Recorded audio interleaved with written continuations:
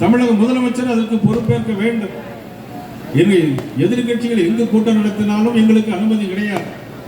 ஆனால் ஆளுங்கட்சியுடைய முதலமைச்சர் எங்கு போனாலும் அவர்களுக்கு அனுமதி கொடுக்கப்படுகிறது. எங்களுக்கு மட்டும் குறுகிய இடங்களை தருகிறார்கள். கரூரில் நடந்த சம்பவத்திற்கு யார் காரணம்? அவர்கள் கேட்ட இடத்தில், கரூரிலே அந்த ரவுண்டானா இடத்தில் அவர்களுக்கு பெர்மிஷன் கொடுத்திருந்தால் நிச்சயமாக இது போன்ற சம்பவங்கள் நடந்திருக்காது. அது மட்டுமல்ல, அங்கே லத்தி சார்ஜ் நடந்திருக்கிறது. அங்கே பேசும்போதே செருப்ப கலத்தை வீசியிருக்கிறார்கள். எல்லோரும் சாக்கடையிலே விழுந்து செத்தவர்கள் பல பேர்கள், வயதானவர்கள், கீழே விழுந்து விதிப்பட்டவர்கள், இறந்து போறவர்கள் ஏராளம். இதையெல்லாம் இன்னைக்கு தமிழக மக்கள் பார்த்து கொண்டிருக்கிறார்கள். கள்ளக்குறிச்சியில் மட்டும் 65 பேர் இறந்து போனார்கள். ஆனால் ஒரு பெரிய அதிசயம் என்னன்னா, நம்ம முதலமைச்சர் என்ன செய்வாங்கன்னா, யாராவது ஆக்சிடென்ட் இறந்து போயாச்சுன்னா அவங்களுக்கு 2 லட்சம் 3 லட்சம் கொடுப்பாங்க முதலமைச்சர் நிதியிலிருந்து. ஆனா சாராயம் குடிச்சு, அதுலேயும் கள்ள சாராயம் குடிச்சு இறந்தா 10 லட்சம் ரூபா கொடுப்பாங்க. இதுதான் திராவிட மாடலுடைய ஆட்சி என்பதை இந்த நேரத்திலே மக்கள் அனைவருக்கும் நான் தெரிவித்துக் கொள்கிறேன். எல்லோரும் ஜனநாயக கூட்டணியில் வந்து அத்தனை கூட்டணி கட்சிகளும் ஒன்று சேர்ந்து வருகின்ற தேர்தலில் இவருக்கு ஒரு பாடம் போட்ட வேண்டும். இன்றைக்கு மக்கள் போகின்ற இடங்கள்லாம் எங்களுக்கு ஆரவாரமாக வரவேற்பு கொடுக்கிறார்கள். காரணம், நம்மள ஒன்று சினிமா நடிகர்கள் கிடையாது, மிக சிறந்த பேச்சாளர்களும் கிடையாது. என்று சொன்னாலும் இந்த மக்கள் விரோத அரசை வீட்டுக்கு அனுப்ப வேண்டும் என்பதற்கு ஆதாரமாக ஆதரவு தெரிவிக்கின்ற வகையில் எல்லா மக்களும் இன்னைக்கு நம்மளை வரவேற்கிறார்கள் என்பதை இந்த நேரத்தில் நான் தெரிவித்துக் கொண்டு, இன்னும் ஒரு வீடியோ அதை பற்றி அடுத்த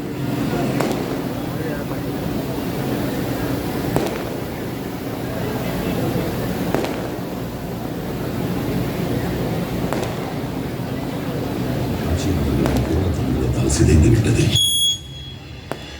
செங்கல்பட்டு மாவட்டத்தின் தாகத்தை தீர்க்கும் தாயாக விளங்கும் பாலாற்றில் இன்று தொழிற்சாலை கழிவுகள் கலந்து பாலாறு முற்றிலுமாக அழிந்துவிட்டது. தங்களின் தேர்தல் வாக்குறுதி எண் 362 தமிழ்நாடு ஆறுகள் பாதுகாப்பு திட்டம் உருவாக்கப்படும் என்று கூறிவிட்டு அதை காற்றில் பறக்கவிட்டது. பாலாற்றில் லாரியாக மணல்கள் தினமும் கொள்ளையடிக்கப்பட்டு வருகிறது. இந்த மணலை கொள்ளையடிப்பதற்காக தான் திமுக பாலாற்றை முற்றிலுமாக அழித்தார்களா? கல்வியில் மருத்துவம் தான் நம்ம திராவிட மாடல் அரசோட இரு கண்கள் என்று நான் அடிக்கடி சொல்வேன். இன்னைக்கு செங்கல்பட்டு மாவட்ட அரசு தலைமை மருத்துவமனையை திறந்து வச்சுட்டு இந்த விழாவுக்கு நான் வந்திருக்கிறேன். பெயருக்கு மட்டும் மருத்துவமனையை திறந்து வைத்துவிட்டு அதில் எந்த அடிப்படை வசதியும் செய்து கொடுக்காமல் பெருமை பேசுகிறார் முதல்வர். குடிநீர் வசதி இல்ல, பாத்ரூம் தண்ணி இல்ல, குடிபாத்ரூம் போக முடியல, குளிக்க போக முடியல, பாத்ரூம்ல சில தண்ணி வரல, தொட்டில தண்ணி அது மண்ணு ஊத்துறாங்க. குழந்தை பிறந்தா பொண்ணுக்கு ஒரு பைசா, பையனுக்கு ஒரு பைசா, உள்ள போனா ஒரு ரேட்டு. மருந்து சரியில்லை, ஒரு குறிப்பிட்ட மருந்து வெளியே தான் போறாங்க. சரியான வசதி கிடையாது. இன்னொன்று, ஒரு மாத்திரை எழுதி கொடுக்குறாங்க, ஒரு எமர்ஜென்சி எழுதி கொடுக்குறாங்க. மாத்திரை போய் அந்த பழைய பில்டிங் போய் வாங்கிட்டு வாங்குறாங்க. அதை வாங்கிட்டு வந்ததுக்கப்புறம் மாத்திரைக்கு இங்கே வந்து தண்ணி கூட கிடையாது. இந்த வசதி பில்டிங் கூட பூசா கட்டி என்ன போடுறாங்க. இதுதான் திராவிட மாடல் ஆட்சி. இந்த உலகத்தில் உள்ள எந்த நகரத்துக்கும் நடக்காத ஒரு கொடுமை இந்த செங்கல்பட்டு மாவட்டத்துக்கு திமுக அரசால் நடந்துச்சு. பல்லாவரம் கண்டோன்மெண்ட் பகுதியில் உடல்நலம் பாதிக்கப்பட்ட 37 பேரில் 3 பேர் உயிரிழந்ததற்கு மாசடைந்த குடிநீரை காரணம் என அப்பகுதி மக்கள் குற்றம் சாட்டியுள்ளனர். அரசு வழங்குற தண்ணியை குடிச்சு மக்கள் இறந்து போனாங்க. நிறைய நோய் வருது, நிறைய இன்ஃபெக்ஷன் ஆகுது. ரொம்ப கஷ்டமா இருக்கு. எங்களால சாப்பிடுறதுக்கே நாங்க கஷ்டப்படும் போது 10 ரூபாய் கொடுத்து கேன் தண்ணி எங்களால வாங்க முடியாது. உயிர் ஆதாரமான குடிநீரை குடிச்சா கூட உயிர் போகும்னா இந்த அரசாங்கத்தை அகற்றி தூக்கி எறிவதை தவிர வேற வழி இல்லை. செங்கல்பட்டில் உள்ள குப்பை கிடங்கு முறையாக பராமரிக்கப்படாததால் மக்களுக்கு பல பிரச்சனைகளை ஏற்படுத்துகிறது. துர்நாற்றம் மற்றும் நோய்கள் பரவும் அபாயமும் அதிகரித்திருக்கிறது. எல்லாருக்கும் நிறைய பேருக்கு வேதி எல்லாம் வருது. ஸ்மெல் ஒரு 10 மணி ஆனாலும் அந்த குப்பை வருது, ஓவர் ஸ்மெல் வருது. ஆனால் இவ்வளோ இதுல இருந்து மறுபடி நான் படுக்கிறத எல்லாம் கஷ்டப்பட்டுக்கணும். இந்த குப்பையை ஃபஸ்ட்டு எடுக்கணும். திமுக ஆட்சிக்கு வந்தா தப்பு செய்யறவங்க யாரா இருந்தாலும், மறுபடியும் சொல்றேன், யாரா இருந்தாலும் பாரபட்சம் இல்லாம நடவடிக்கை எடுப்பேன். தாம்பரம் திமுக எம்எல்ஏ எஸ்.ஆர். ராஜா தனியார் நிறுவனத்திற்குள் புகுந்து அந்நிறுவன நிர்வாகிகளை ஆபாசமாக திட்டி கை கால்களை உடைத்து விடுவதாக மிரட்டிய வீடியோ வெளியாகியும் எஸ்.ஆர். ராஜா மீது எடுக்கப்பட்ட நடவடிக்கை என்ன? திமுக எம்எல்ஏ கருணாநிதி மகன், மருமகள் ஆகியோர் பட்டியலின பெண்ணை வன்கொடுமை செய்த போது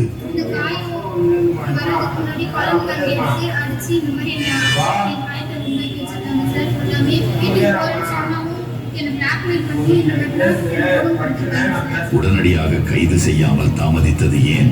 செங்கல்பட்டு மாவட்டம் கீரப்பாக்கம் பகுதியில் ஊராட்சி மன்ற தலைவரின் மகன் வெட்டி கொலை செய்யப்பட்டிருக்கிறார். இரட்டை கொலை செங்கல்பட்டு மாவட்டம் மறைமலை நகரை நடுங்க வைத்தது. திமுக அரசு சட்டம் ஒழுங்கையும் காப்பாற்றவில்லை, சமூக நீதியையும் காப்பாற்றவில்லை, மாறாக குற்றம் செய்யும் உடன்பிறப்புகளை மட்டும்தான் காப்பாற்றுகிறார்கள். இதுதான் திமுக. இப்படி செங்கல்பட்டை உதாசீனப்படுத்தி ஆட்சி நடத்தி வரும் திமுகவை விரட்டியடித்துவிட்டு செங்கல்பட்டு மாவட்டத்தின் வளர்ச்சியை உறுதி செய்ய தேசிய ஜனநாயக கூட்டணியை ஆதரிப்போம். இதெல்லாம் பார்த்தீங்களா? இந்த வீடியோ பார்த்தீங்களா? இதுதான் திராவிட மாடல் ஆட்சி. மருத்துவமனையை திறந்து வைப்பாங்க, மருந்து இருக்காது. ஆனால் எல்லாம் சுத்தமாக ஆக்குவோன்னு சொல்லுவாங்க. இவ்வளோ குப்பை தொட்டியை எல்லாம் போட்டு வச்சிருக்கிறாங்க. இவ்வளவு குப்பைகள் இருந்தால் மனிதன் எப்படி சுகாதாரமாக வாழ முடியும்? ஆனால் இதையெல்லாம் மாற்றி அமைக்க வேண்டும் என்பதற்காகத்தான் நமது பாரத பிரதமர் நரேந்திர மோடி அவர்களும் நமது உள்துறை அமைச்சர் அமித்ஷாஜி அவர்களும் தேசிய ஜனநாயக கூட்டணியை உருவாக்கியிருக்கிறார்கள். ஒரு அரசாங்கம் நல்ல முறையில் செயல்பட வேண்டும் என்று சொன்னால் நிச்சயமாக மத்திய அரசுடைய துணை இருந்தால் தான் செய்ய முடியும். மாநில அரசும் மத்திய அரசும் சேர்ந்திருந்தால் செய்ய முடியும் என்பதை உணர்ந்தவர் புரட்சி தலைவர் எம்ஜிஆரும் உணர்ந்தவர், நமது எடப்பாடி அவர்களும் என்னை உணர்ந்தார்கள். கடந்த 4 ஆண்டு காலம் மத்திய அரசோடு நல்ல ஒரு ஆட்சியை தந்தவது நமது EPS அவர்கள். தொடர்ந்து அவருடைய தலைமையிலே தமிழகத்தில் ஒரு நல்லாட்சி மலர வேண்டும், திராவிட மாடல் ஆட்சி வீட்டுக்கு அனுப்ப வேண்டும் என்பதற்காக இந்த தேசிய ஜனநாயக கூட்டணி உருவாகியிருக்கிறது. எந்த திட்டமும் வரல அப்படிங்கிறாங்க. ஆனால் நம்முடைய மத்திய அரசு இந்த மாவட்டத்திற்கு மட்டுமே செங்கல்பட்டு மாவட்டத்தில் பாலாற்றின் குறுக்கே 4 வழி சாலை தந்தது மத்திய அரசு. ஆனால் அதுதான் மறுக்கிறார்கள் இன்றைக்கு. அதே மாதிரி 570 கோடி ரூபாய் செலவில் இன்னைக்கு 124 கிலோமீட்டர் நீளத்தை உள்ளடக்கிய திருப்பதி திருத்தணி சென்னை சாலை இன்றைக்கு மத்திய அரசு கொடுத்திருக்கிறது. சுமார் 295 கோடி ரூபாய் செலவில் 33 கிலோமீட்டர் உள்ளடக்கிய சென்னை தடா சாலை திட்டத்தை மத்திய அரசு கொண்டு வந்திருக்கிறது. மாண்புமிகு நரேந்திர மோடி அவருடைய அரசு கொண்டு வந்திருக்கிறது. 600 கோடி ரூபாய் திட்ட செலவுடன் 30 கிலோமீட்டர் பரப்பளவு கொண்ட சென்னை எண்ணூர் துறைமுக இணைப்பு சாலை, இது போன்ற திட்டங்களை வழங்கியது மத்திய அரசு. அமிர்த பாரத திட்டத்தின் கீழ் செங்கல்பட்டு ரயில் நிலையத்தை புதுப்பிக்க 22 கோடி ரூபாய் செலவில் மத்திய அரசு நிதி ஒதுக்கிறது. அவ்வளவு ஏன், இன்றைக்கு மாமல்லபுரத்திற்கும் சீன அதிபரையே கூட்டிட்டு வந்து நமது மாவட்டத்தில் தமிழ்நாட்டிற்கும் தமிழுக்கும் பெருமை சேர்த்தவர் நமது பாரத பிரதமர் நரேந்திர மோடி அவர்கள். இந்த மாதிரி உங்கள் மாவட்டத்திற்கு பல்வேறு திட்டங்களை வளர்ச்சி அடைவதற்கு இதுபோன்ற அதிமுக தலைவர்களையும் பாரதிய ஜனதா கட்சி தலைவர்களையும் உருவாக்கி சட்டமன்ற உறுப்பினர்களாக அமைச்சர்களாக இதே மாவட்டத்தில் உருவாவதற்கு தேசிய ஜனநாயக கூட்டணிக்கு நீங்கள் எல்லோரும் வாக்களிக்க வேண்டும் என்று கேட்டு நாம் இன்றிலிருந்து சபதம் ஏற்போம்.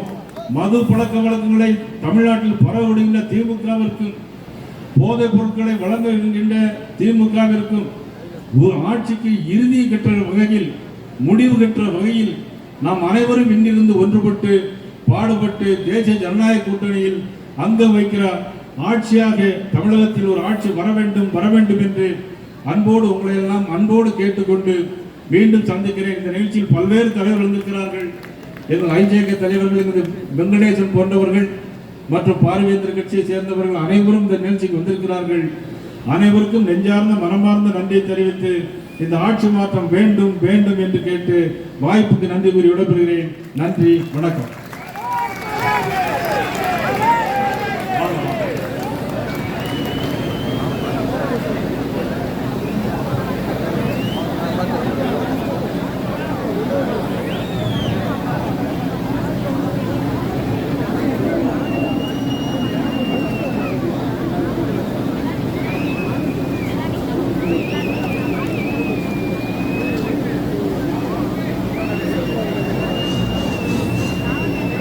கல்வியும் மருத்துவமும் தான் நம்ம திராவிட மாடல் அரசோட